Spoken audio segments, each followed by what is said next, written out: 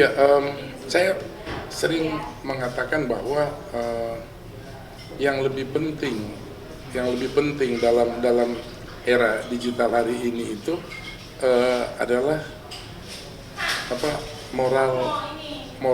moral sosial. Jadi di Indonesia kita itu punya dua moral besar, satu moral agama. Kan Indonesia ini punya 5-6 agama yang diakui. Jadi moral agama itu gede banget di Indonesia, apalagi Islam ya, mayoritas. Lalu yang kedua adalah moral kultural. Jadi moral spiritual tadi itu agama. Terus ada moral kultural. Moral kultural itu dari Aceh sampai Papua, itu setiap suku yang ada di wilayah-wilayah itu punya standar moral yang sangat tinggi, menjaga nama baik keluarga dan sebagainya. Nah, sebenarnya kan kita punya itu.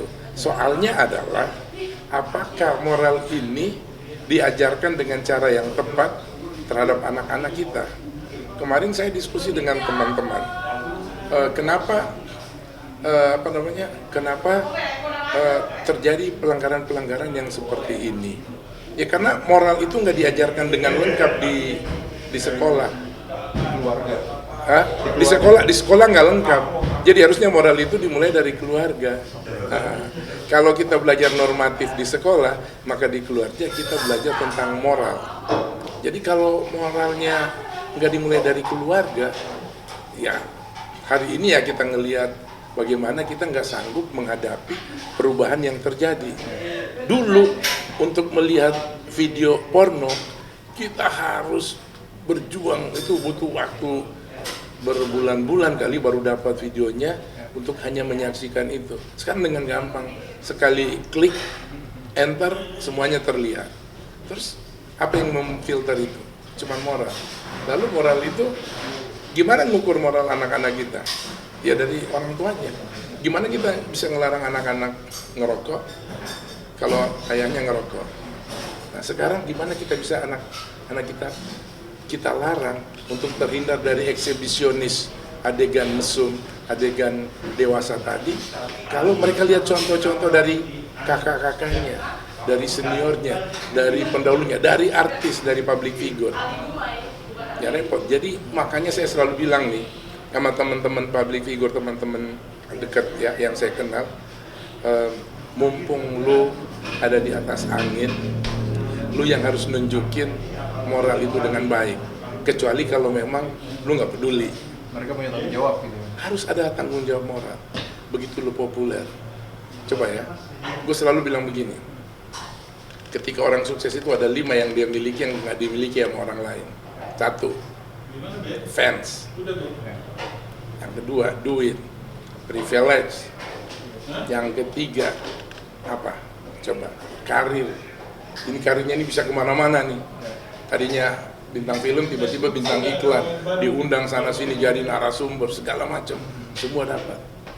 Terus yang kelima, jangan ditambah lagi dengan sikap sombong, eksibisionis dan sebagainya. Udahlah, ganti dengan moral lah yang kelima. Jadi lu keren. Jadi lu punya 4, lu tambah lagi sikap moral yang baik, jadi contoh. Banyak contoh. Kalau saya mau sebut namanya nanti banyak artis yang GR, tapi ya bercermin lah. Banyak contoh bagaimana superstar Indonesia bisa menjaga standar moralnya. Nih, ada lagunya Papa Rock and Roll, lagunya The Dance Company. Papa Rock and Roll. Pengen kaya Bon Jovi, rockstar yang sayang istri, itu kan moral. Itu moral kultural. Jadi sayang istri itu kan kultur.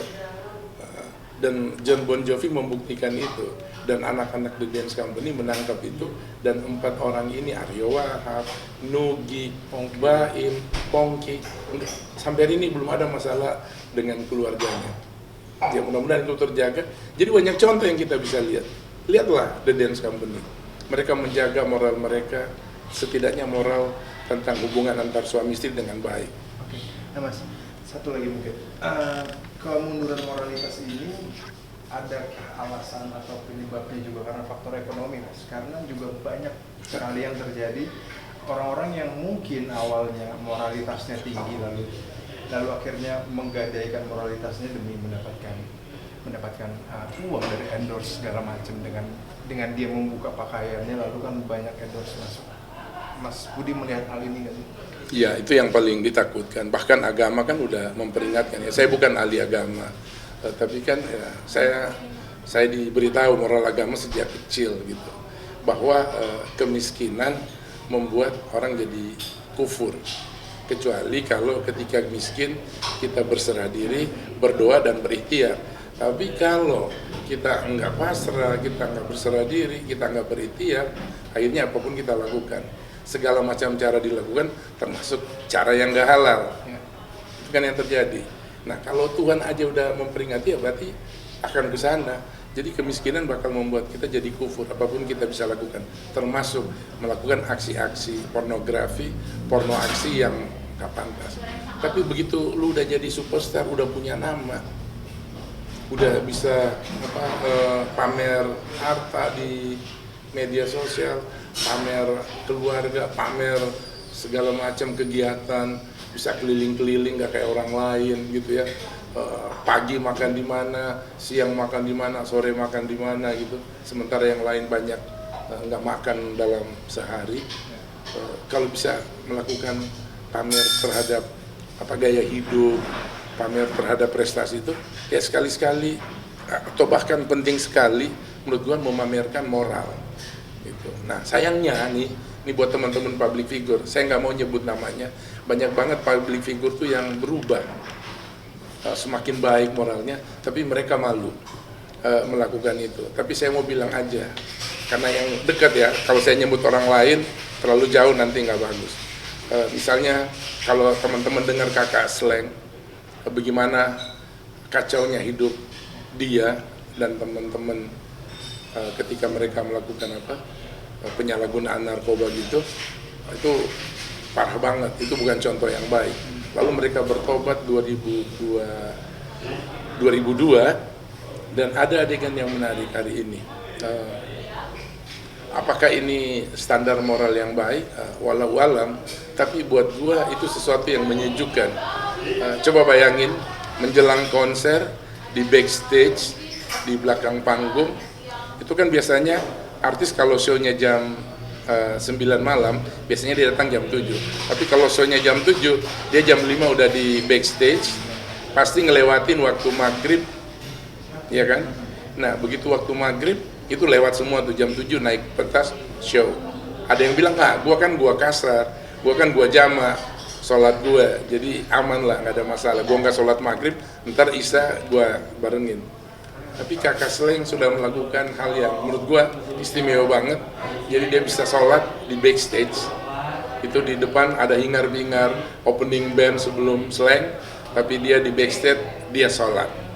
Dia gelar tikar. Jadi ya kalau dari hotel ke tempat konser, kalau konsernya tepat akan menabrak maghrib itu, dia akan datang dengan celana pendek dan baju biasa aja. Itu dibawain sarungnya. Setelah dia sholat maghrib baru dia dandan pakai. Itu standar moral yang bagus menurut gue. Mungkin kakak nggak suka ini gue cerita karena beberapa video yang direkam oleh kru Sleng dia nggak mau ini diedarin. Tapi karena ini berkaitan dengan peristiwa yang baru saja terjadi, moral kita terusik, nggak apa-apa ya. Terserah kak, lo nggak setuju gue cerita, tapi cerita tentang lo itu bagus.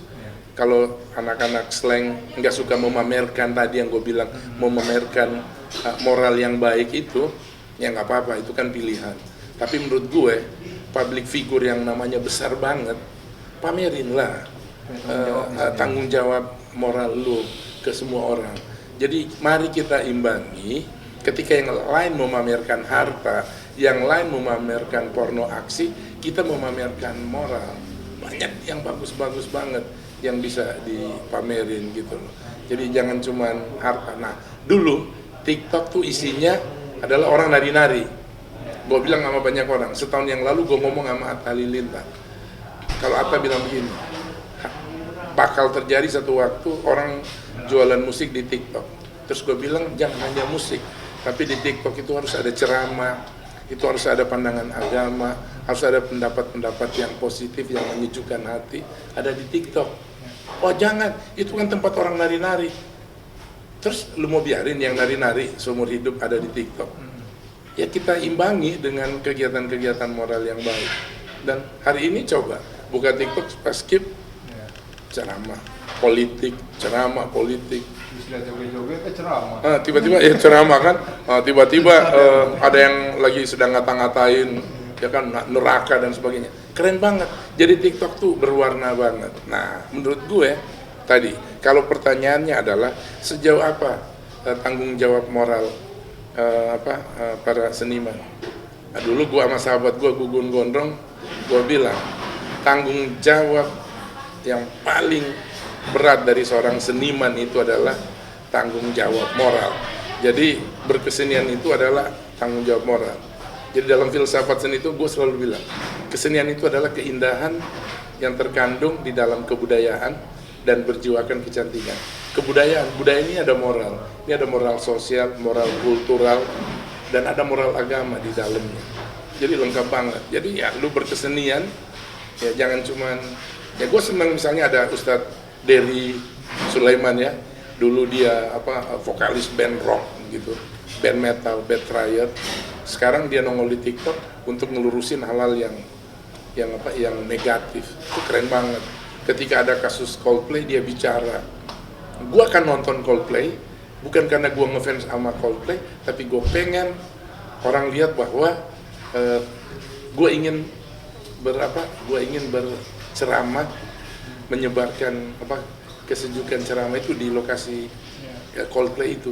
Jadi jangan kita biarkan hanya penikmat musik yang ada di sana. Penikmat agama juga harus ada di sana, biar kehidupan di GBK ketika Coldplay datang itu jadi berimbang. Itu pandangan yang bagus banget menurut gue. Dan teman-teman media di infotainment ini harus ngasih ruang. Jangan yang dikasih ruang tuh yang sensasional terus. Jangan si A, si B, A, B lagi. Padahal ada si C yang baik-baik, nggak sensasional, terlalu baiknya jangan. Misalnya sekarang gue rindu, kenapa orang nggak wawancara tentang Sakti Selaun Seven yang hijrah? Kenapa nggak ada yang wawancara tentang Sunu yang hijrah? Kan banyak. Kan ini pelajaran bagus buat anak-anak Indonesia. Pelajaran buat anak-anak kita yang umurnya 15 sampai 35 tahun, jumlahnya 60% di media sosial.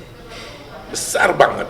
Jadi kalau 60% ini rusak, negara ini rubuh, hancur. Aman? Aman. Wih, Mantap. video aman ya? Oke.